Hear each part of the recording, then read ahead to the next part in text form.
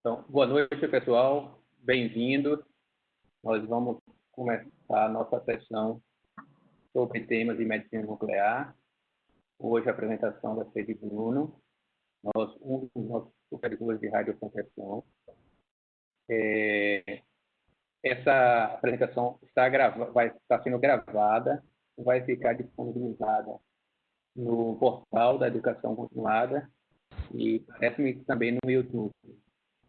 E eu vou passar a palavra. Vamos manter sempre conexão. Só Pepe. Desligue o microfone, Pepe. Tá. Eu não estava ouvindo nada aqui. Agora... Pronto. Então, repetindo, vai ser gravada, disponibilizada no portal da Educação Continuada da Cardiopulmonar e parece que também no YouTube. E eu vou passar a palavra para Bruno. Posteriormente, vocês podem fazer algum tipo de questionamento, tanto ao lado do nome de vocês, tem um símbolo como se tivesse de um balão para fazer por chat a pergunta. E também vocês podem, quando terminar, acionar o microfone e solicitar a palavra para perguntar. Essa apresentação vai servir de base para um documento que iremos realizar sobre o tema, para colocar no S-Doc.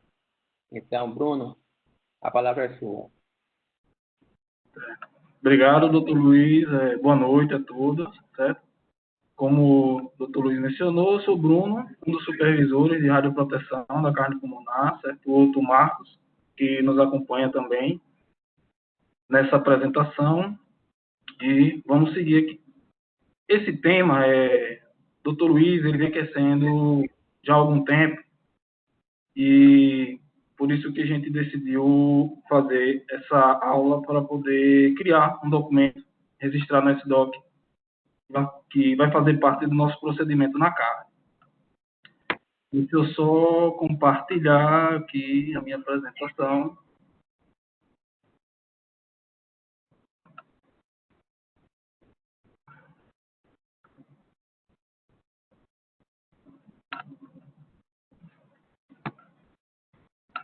Vocês estão visualizando? Sim. Pronto. Então, vamos lá, pessoal. Nosso tema, certo, está dentro. Estão me ouvindo? Alguma coisa, doutor? Estou ouvindo. Pronto. Esse tema nosso, ele está dentro, certo, da parte de radioproteção e está específico em relação em casos de óbito, tanto na execução dos exames, certo, da nossa rotina, como também no tratamento de radioisótopos, sendo eles no quarto terapêutico ou em ambulatório. Então, vamos lá. Temos as situações com óbito. Vamos dividir ela em três, que são de exames, certo? E a parte de tratamento, tanto em ambulatório quanto de quarto terapêutico. Vamos atentar somente agora a parte de exames com possíveis óbitos. O que é que a nossa norma da CENEM, a 3.05, que fala da parte de medicina nuclear, o que é que ela apresenta em relação a isso? Se tem algum respaldo falando, se tem algum limite de taxa de exposição para a liberação desses pacientes quando são submetidos a exame. Então, a norma ela não passa nenhum aspecto sobre isso, ela não diz nada. Ué, mas por quê, Bruno? Eu fiz um exemplo bem prático para a gente tentar entender o porquê que ela não menciona algum limite para poder a gente liberar esses pacientes, tanto ele como em óbito ou paciente que não ocorreu óbito, lógico. Então, vamos lá. Um exemplo bem prático. O paciente ele foi submetido a um exame de tomografia do miocárdio, onde a soma das doses de repouso, aqui está faltando repouso e estresse, tá? Foram de 50 miliquirris. vamos adotar aqui uma metodologia bem conservadora, tá? Porque a gente não vai considerar se houve o decaimento entre a dose de repouso, do estresse, seria mais para o entendimento de quanto seria essa taxa de exposição do paciente no decorrer do exame ou até no final do exame. Então, vamos lá. Utilizando os dados, né, de Gamão e a nossa fórmula da taxa de exposição, a uma distância média aí de uns 2 metros, a gente vai ter uma taxa de exposição desse paciente em torno de 10 microsievert hora.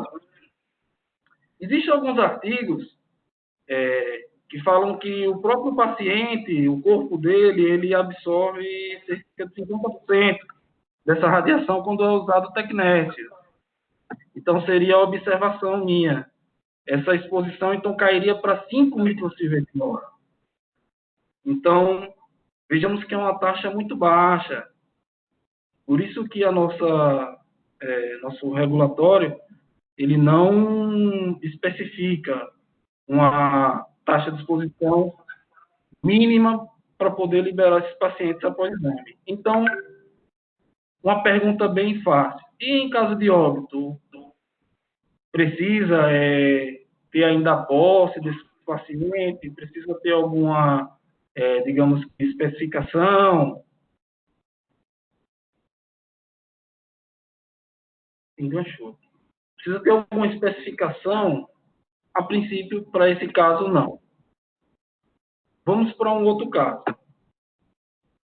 Solicitação de tratamento ambulatório com óbito. O que é que a CENEM fala sobre isso?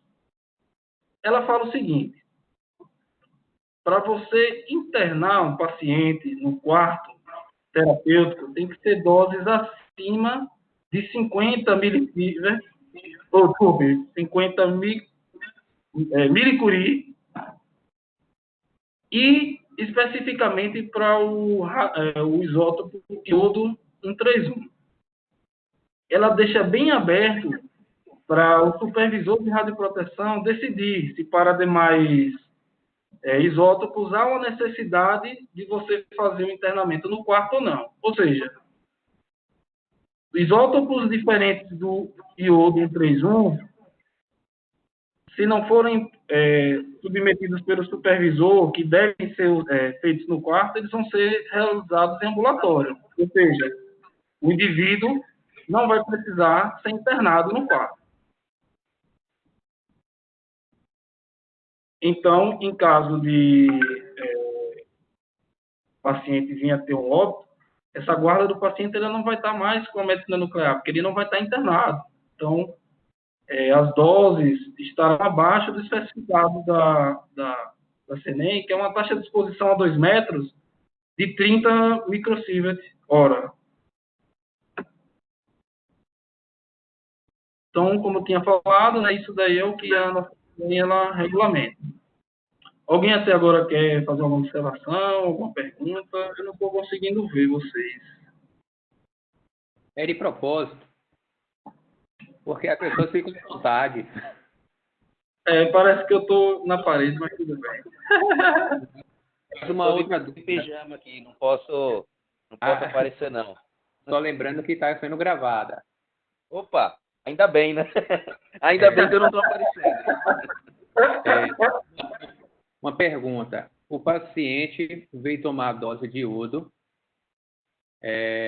uma dose ablativa, 30 milicurie,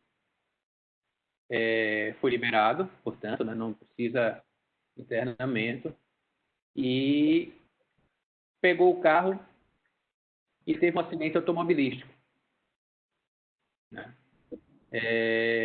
E, por acaso, os familiares ficaram sabendo que ele tinha tomado essa dose e gostariam de ter essa informação em relação ao velório.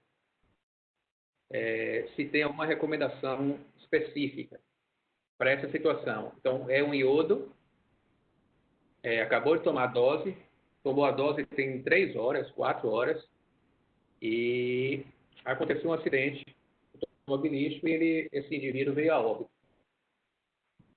E gostariam de saber como é que seria, se tem alguma recomendação específica para o velório desse indivíduo?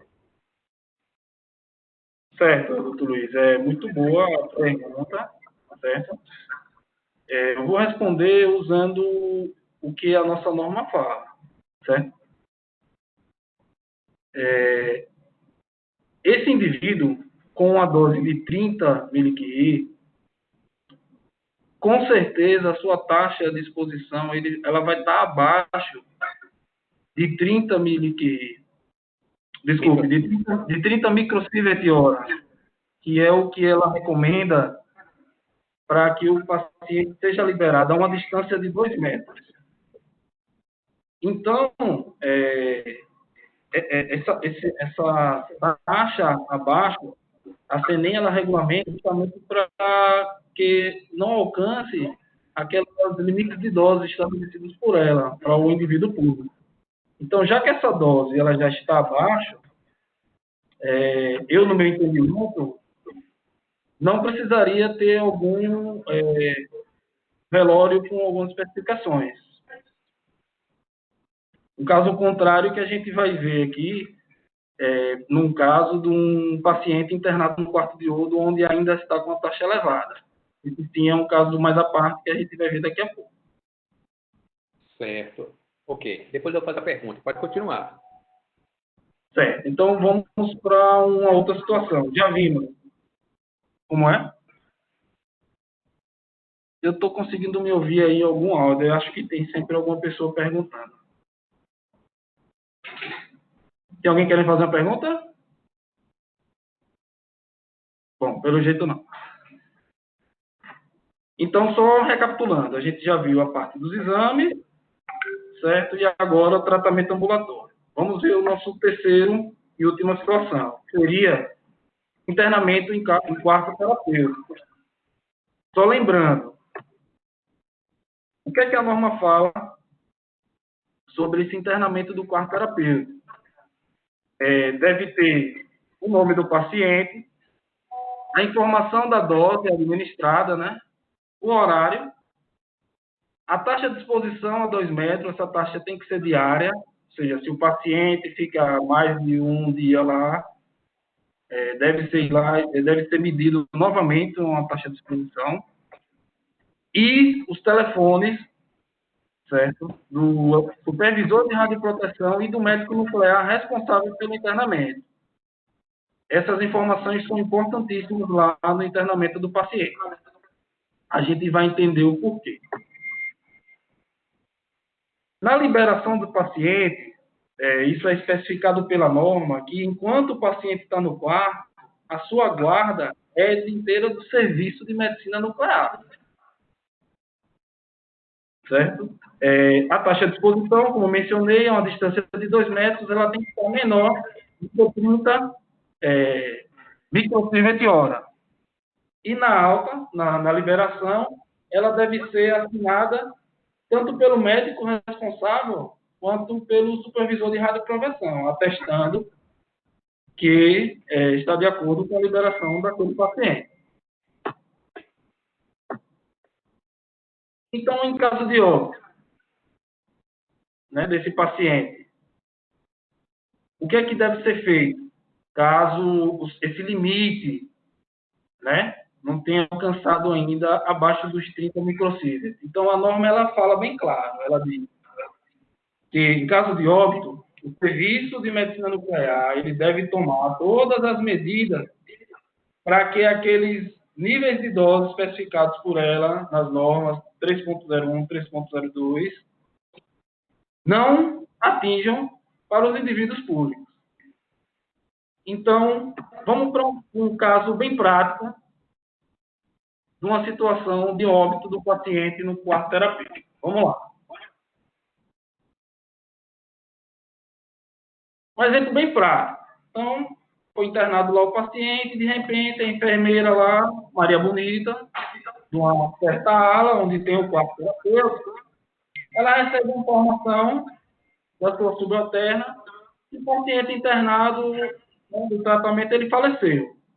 Assim, eu estou levando um exemplo bem específico para o nosso caso, porque poderia ter existido aí antes uma situação de atendimento de emergência e tal, mas eu vou levar em consideração só o caso do óbito, para não fugir do nosso tema. Então, o que é que ela deve fazer? Primeiro de tudo, isso é primordial. Ela deve informar, né, o médico responsável, ao supervisor, ou seja, naquelas informações que estão lá no quarto terapeuta. Porque daí, eles juntos vão fazer a tomada de decisão. Vão utilizar aquelas informações que tem sobre dose, horário, taxa, para poder tomar a melhor decisão. Então, vamos lá. Vamos pegar as informações que a gente tinha desse paciente. Então, o paciente lá, nome bem aqui específico, Sidney de Aracaju. Dose administrada, 150 milicuri. Taxa de exposição a 2 metros, 80 microcilos por hora. Então, pessoal, o que é que vamos fazer?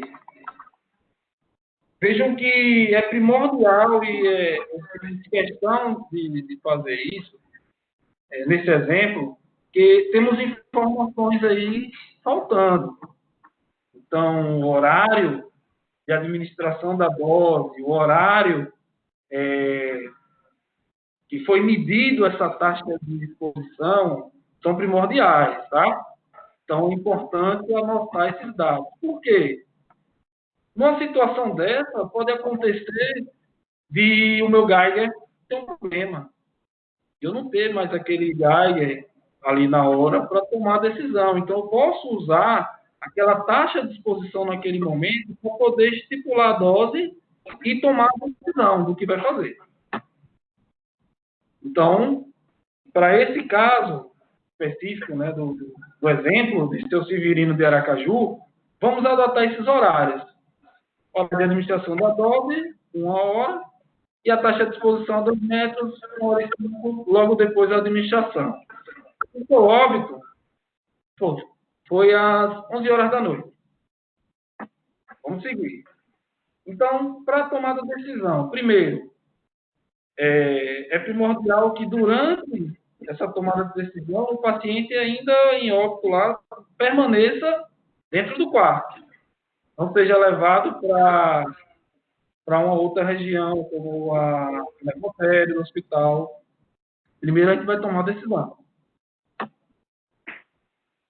Segundo, como eu falei, se tiver na hora, com o Geiger Miller, se dispor, né, fazer uma nova medida, né, de taxa de exposição a 2 metros, para ver em quanto está esse resultado.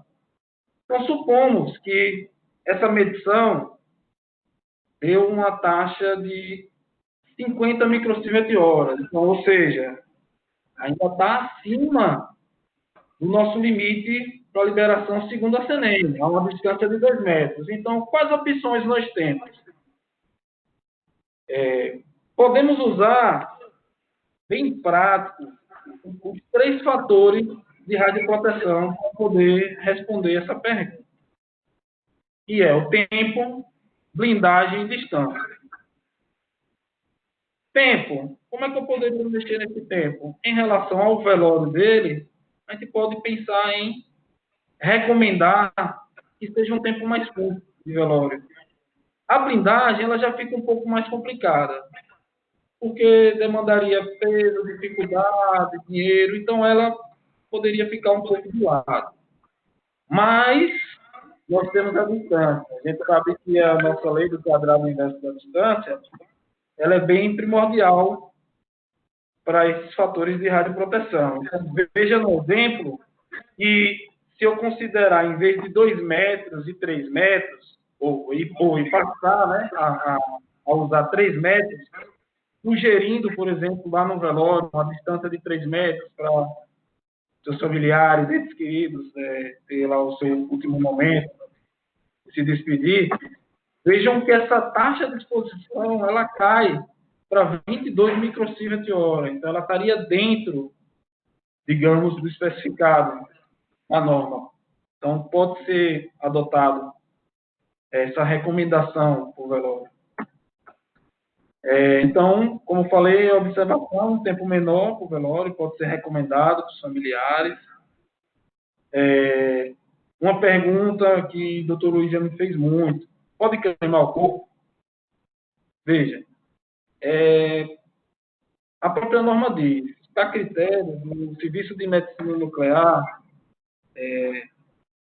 tomar as medidas precauções para que não atinja, né, aquela dose de indivíduo público, que é de 1 milisievert/ano. Então, você adotar uma medida de liberar com a cremação pode ter diversos riscos, como espalhar essa radiação lá na hora do crematório, pelo ar, na própria cremação, não ter um sistema de liberação lenta desses gases. Então, fica a mercê de várias variáveis. Então, seria mais seguro não recomendar que seja liberado para cremação. Então, porque a norma ela não menciona nada sobre essa parte da cremação, só que a gente garanta os critérios de segurança do indivíduo público. E assim, no final, isso daqui também não tem norma, mas eu acredito, eu como supervisor de radioproteção, que deve ser feito. No caso do indivíduo, do óbito, né, ser passado um termo de liberação desse paciente para a família e com essas recomendações de radioproteção, que aí a guarda do paciente já sai da medicina nuclear e é entregue para os familiares. E aí, já finalizando, aí, chegando próximo da apresentação, o que é que a gente leva de importante aí para acrescentar para o nosso procedimento do SDOP? Então, é primordial, no caso de óbito, ser comunicado o supervisor de radioproteção e o médico responsável, porque daí vão juntos tomar aquela decisão, ter todas as informações exigidas pela CENEM no quarto terapêutico, que também vai ajudar a gente tomar a decisão se vai ter alguma coisa específica no velório ou não, vai ser liberado normal. E também, no próprio documento, descrever e fazer um treinamento do procedimento pessoal. Isso é importante. E, com isso, pessoal, eu encerro aqui minha apresentação.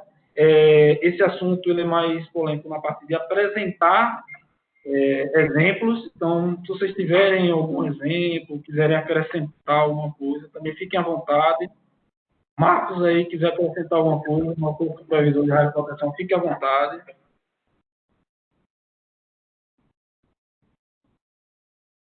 Então, Bruno, acho que foi bem completo, foi legal dar os exemplos, porque o desafio posto para você da apresentação é difícil assim, porque é um pouco intangível. Você conseguiu trazer mais para a nossa realidade. Isso é bem legal, porque o que coloca-se em norma, veja, o doutor Luiz colocou em caso de óbito, poxa, em caso de óbito de um paciente que está fazendo um exame, não tem nenhuma restrição em relação a isso. A restrição é a mesma para o paciente que está fazendo exame. Quando o paciente faz exame, ele é liberado.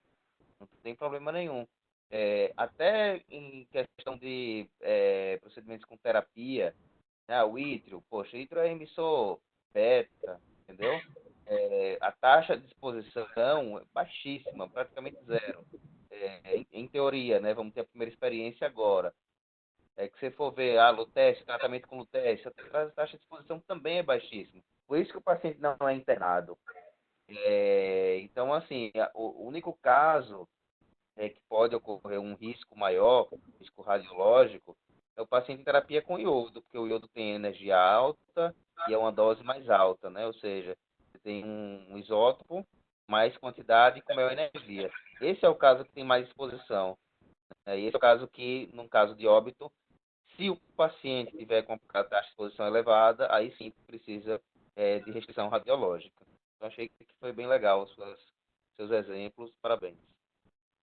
Valeu, obrigado. Alguém Então, mais? então, em relação aos radioisótopos, pelo que eu estou entendendo, a preocupação que nós temos que ter nesse contexto é apenas com o iodo, correto? Por exemplo, o ítrio, ele é predominantemente um beta menos, né? Ele tem alguma irradiação gama também, mas sem dúvida, beta menos. Ele quer ser cremado. Eu acho que ele não é volátil. Teria algum problema se quiser ser cremado? Eu acho que a cremação ela está muito mais. Então, me corrija se eu estiver enganado. E os outros colegas também. A cremação, o receio é mais quando o radioisótopo for volátil, correto? Sim. Não vi, Marcos. Você crema, tudo vai Está baixo. tudo vai virar. Então eu não sei especificamente. Eu não consegui ouvir. Tá ouvindo? Alô? Agora. Tá. Eu não lembro especificamente, não sei se o Bruno achou alguma coisa aí na norma, em relação à cremação. Mas quando você tem o isótopo no corpo do paciente, não importa se ele é volátil ou não, né? Quando você toca fogo, né, queimou, tudo vai virar fumaça, né? Então vai ser tudo disperso no ar. E aí, desde que você tenha esse volume, ou esse isótopo, essa quantidade de isótopo é muito diluída em um volume atmosférico, né, imenso, essa concentração fica muito baixa. Então, no meu entendimento, é equivalente aos projetos que a gente faz para inalação pulmonar, por exemplo, para dimensionar sala, dimensionar exaustão e etc. Né? Quando você pega esse vapor, né, essa fumaça, esse gás, né, e dispersa isso na atmosfera, então ele está muito diluído, entendeu? Então a concentração, nesse caso, fica baixíssima. Mas seria bom se o Bruno falar se ele encontrou alguma coisa de norma específico para cremação. Eu não tenho lembrança. Não, Marcos, eu não encontrei específico para cremação. Mas, assim, só complementando um pouco o que você falou, além desses gases voláteis, teria que ser feito um estudo também na própria cremação, dessa velocidade que é liberado, do movimento browniano, para saber como é a distribuição desses gases. Porque se for liberado muito rápido, pode ser que você tenha uma concentração alta desses gases em determinado momento. E aí não seja interessante. Então, precisaria de um estudo melhor. Existe na parte de indústria alguns isótopos que são feitos esses estudos e é regulamentado a liberação, mas na parte industrial, por exemplo, quando você está fazendo o processo do FDG, né, que você está acelerando as partículas para ter o flúor, há uma liberação de vários gases e você precisa controlar essa liberação para que você não tenha um movimento browniano concentrado, seja bem distribuído,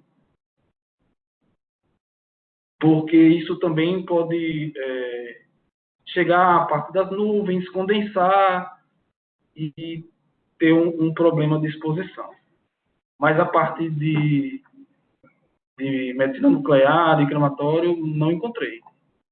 Então, eu volto a dizer, seria mais seguro para o serviço de medicina nuclear de adotar critério mais plausível, que seria não recomendar isso. E se tiver alguma restrição, que seja feita no velório. Um exemplo prático. O paciente fez o teste e tem 15 dias 15 dias e, por outras razões, ele faleceu. Se eu não estiver enganado, a meia-vida do teste é de 6,7 dias, algo parecido. Não, o Lutércio dá quase 3 dias. 2,7 mais ou menos. 2,7. E um que tenha... Então, pronto, 2,7. Ele fez o Lutércio a semana passada e veio a falecer por outras razões hoje. A semana passada tem uma semana que ele fez, foi na segunda-feira da semana passada e falece hoje. Algum tipo de orientação em relação, de novo, talvez eu esteja sendo chato, em relação à cremação. Porque, pelo fato de ser beta menos, o Lutércio predominantemente, com 2 meias-vidas aí, né? Eu acho que a dose já seria bem baixa. Teria alguma recomendação, alguma orientação específica, alguma necessidade? Os familiares gostariam de cremar, era um desejo do paciente. E tem 8 dias que nós fizemos a dose nele. 200 mg. As doses geralmente do ciclo de Lutércio é de 200 mg. Bom, doutor. É beta menos. Predominantemente. Certo. Teria que fazer um estudo melhor do caso. Mas, a princípio, respondendo aqui usando a parte de radioproteção, eu acredito que mais seguro seria que, no mínimo, desse umas 5 meia-vidas. Ok. Para ser liberado para um... É o que eu tomaria como uma decisão, já que a norma não é específica. Não... Do ponto de vista prático, em termos de exame, o paciente vai fazer exame, não teria nenhum, ainda que ele fosse atropelado logo em seguida, não teríamos problema nenhum do ponto de vista de radioproteção, as orientações para o velório e a forma como ele gostaria de ser ou enterrado ou cremado, correto? Em termos de exame, nenhum tipo de restrição. Correto? Desculpe, doutor Luiz, eu não entendi direito a pergunta. Correto. Correto? Eu perguntei, Bruno. Correto. Em termos de exames, nós não temos, do ponto de vista de radioproteção, nenhum tipo de restrição a qualquer que seja o desejo do paciente prévio em ser enterrado ou cremado, quando a gente faz exame. E, basicamente, a nossa preocupação, a nossa cautela maior em termos de radioproteção é quando estivermos trabalhando com iodo, que seja iodo propriamente dito ou o MVG, correto? Certo. Certo, correto. O pessoal tem alguma dúvida ou algum esclarecimento que possa nos favorecer? Acrescentar alguma coisa?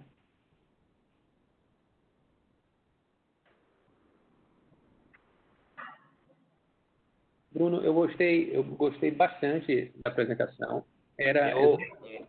Opa, estão me ouvindo agora? Estava falando, estava no mudo.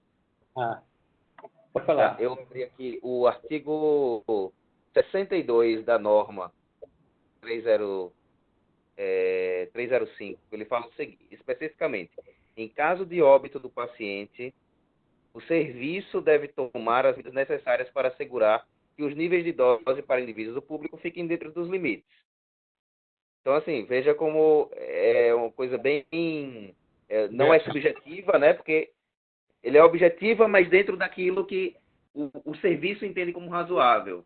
Entendeu? Para assegurar os limites para indivíduos do público. Então, é exatamente o que o Bruno falou. Né?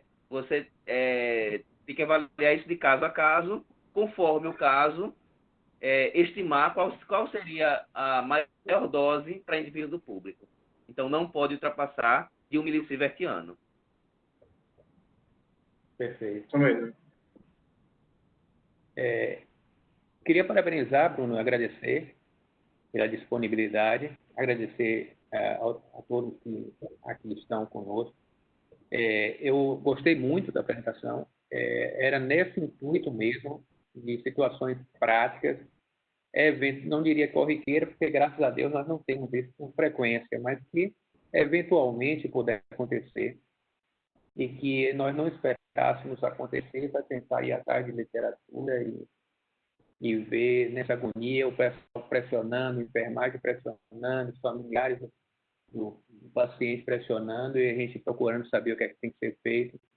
Então, eu acho que cumpriu exatamente, pelo menos, aquilo que eu gostaria de ouvir e ter minhas perguntas respondidas. Eu acho que você conseguiu respondê-las com sua apresentação. Então, tem mais alguém que queira fazer alguma observação, comentário, dúvida? Está me ouvindo? Quem está falando, doutor Carlos? Exatamente, Luiz. Doutor Carlos, boa noite. Boa noite a todos. Tudo bem, Caju Castanha? Tudo bom, É o seguinte, parabenizar a Bruno, é um tema extremamente difícil, né, de você ter assim, material para se embasar.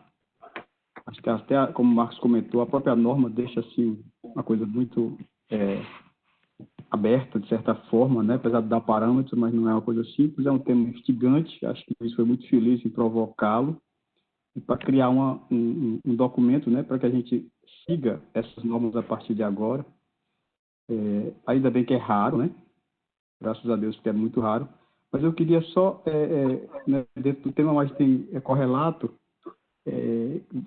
alguns de vocês ficaram sabendo que eu comentei o esposo de uma amiga que fez um exame no outro hospital e que, no mesmo dia, ele embarcou para os Estados Unidos. E chegando lá, ele teve um problema muito sério na hora de fazer a imigração, porque nas cabines tem os detectores de radiação, né? Então, a esposa foi avaliada, não tinha nada, e ele estava lá, porque ele tinha feito uma citografia miocárdica e no mesmo dia viajou. Então, é um detalhe que muitas vezes acho que a gente não lembra, né, de perguntar, né? Apesar de também ser uma coisa mais rara, mas não é, mas ocorre, né? Então, eu queria também levantar esse assunto com vocês. Tá? Mas parabéns aí, Bruno, mais uma vez, viu, pela sua apresentação. Tá joia. Obrigado, doutor Carlos. Essa observação do Dr. Carlos é extremamente válida. E eu desconfio que não precisa ser você ter feito o exame. Em pelo menos duas ocasiões, a gente só basicamente trabalha com Tecnes, e o maior contato é fazendo a parte de estresse, né? Quer seja farmacológico, quer seja físico. E eu viajei uma vez, com certeza, que foi durante a Copa, né? Aqui do Brasil, que eu fui fazer lá o curso de angiotomo. E Mariana passou, a Amanda passou, e eu fui parado. Eu fui parado para a investigação. Me fizeram as perguntas, eu neguei e passaram a esfregaço na ponta dos dedos e aí acredito que identificaram alguma coisa. Eu perguntei o que seria, não me responderam, mas que eu estaria liberado.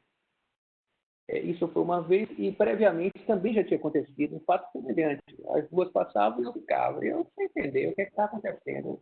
Eu só posso desconfiar que os detectores são muito sensíveis e até nós que temos um contato, digamos, superficial,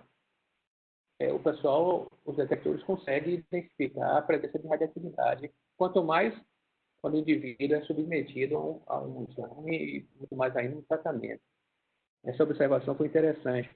Um outro aspecto, Bruno falou brevemente, não é o tema da apresentação, mas, Bruno, paciente não morreu ainda,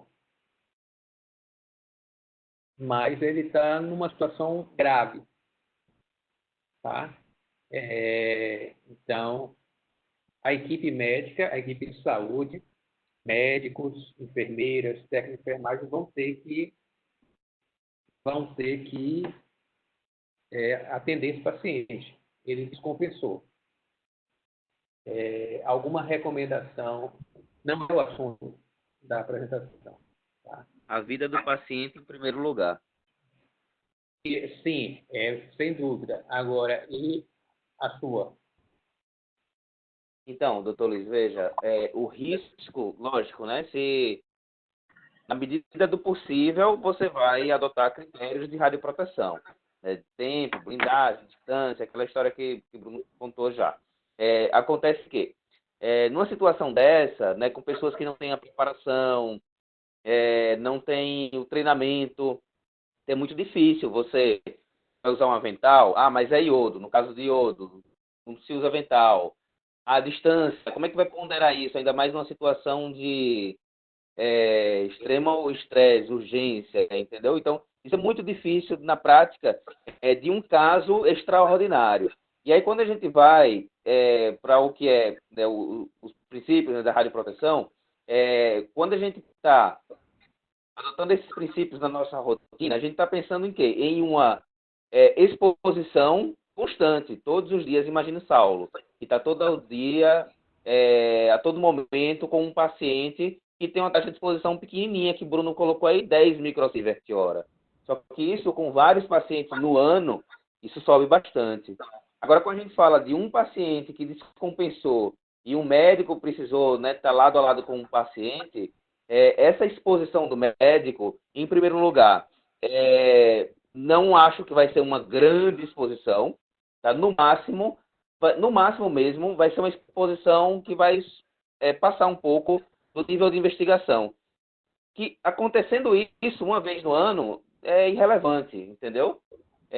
Então, assim, a gente tem que ser também razoável e ponderar, né, cada caso a caso. Eu não acho que essa seja uma situação em que precise de grandes alertas de proteção radiológica. Perfeito.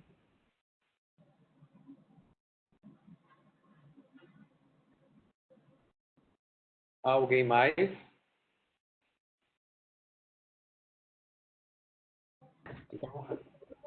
Ô, doutor, Oi, sobre a consideração do Dr. Carlos, eu já vi em outros serviços quanto à viagem internacional. Durante a entrevista, perguntar ao paciente se nos próximos 15 dias ele vai viajar. Caso positivo, é como se fosse uma carta. Tem pré-pronta, já tinha pré-pronta no serviço, assinalava qual tipo de cintilografia tinha feito, qual era o isótopo, e algumas informações que não lembro agora quais, e identificava qual era o paciente. Então, se ele fosse parado, ele poderia apresentar e não ter mais problema. Oi. Eu já fiz essa carta aí várias vezes. Para pacientes que faziam terapia, sempre fazia quando o paciente ia viajar. Muito comum eles viajarem e realmente o povo do aeroporto reclama.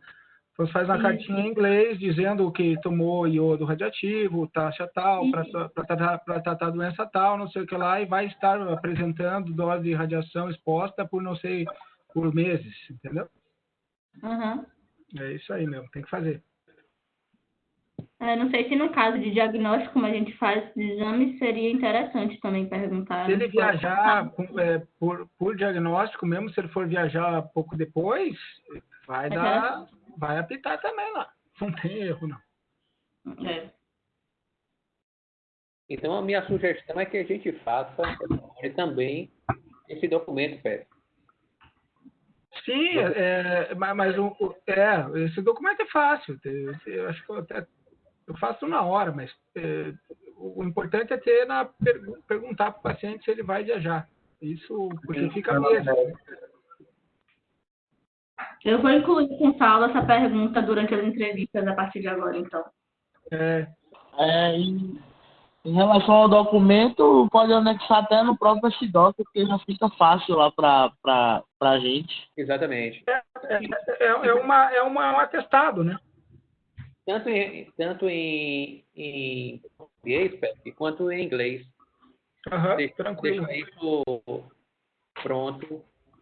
Eu vou falar com Bárbara. Agora é Bárbara que está responsável por essa parte da qualidade. Então, eu vou pedir para a Bárbara me procurar na quinta-feira, pode ser? Pode, tranquilo. E ela te orienta como é que faz os trâmites para colocar no SDoc para depois ser aprovado. A mesma coisa em relação a Bruno, para elaborar esse documento. Em relação a essa apresentação, Bruno, ela já estava ciente disso, e que só a partir, digamos assim, não é que vai ser amanhã, né? Só a partir de amanhã, a partir do dia 13, é que você procuraria para colocar esse documento no SDoc. E mudando um pouco o assunto, mas falando ainda em documento, Maia, eu vou elaborar um documento em relação ao título para que coloque no sistema para eu aprovar.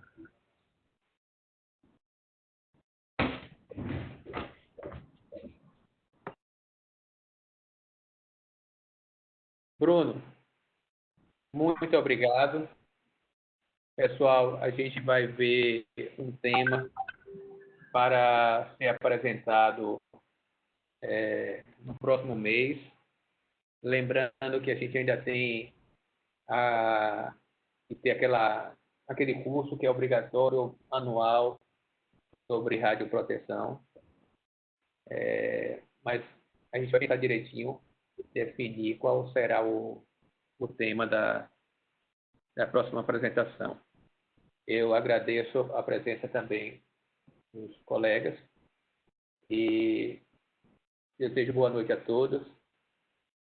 E dou por encerrada a apresentação. Muito obrigado. Obrigado, doutor. Até logo, pessoal. Obrigado Até logo, pela oportunidade. pessoal. Até mais. Boa noite a todos. Boa noite.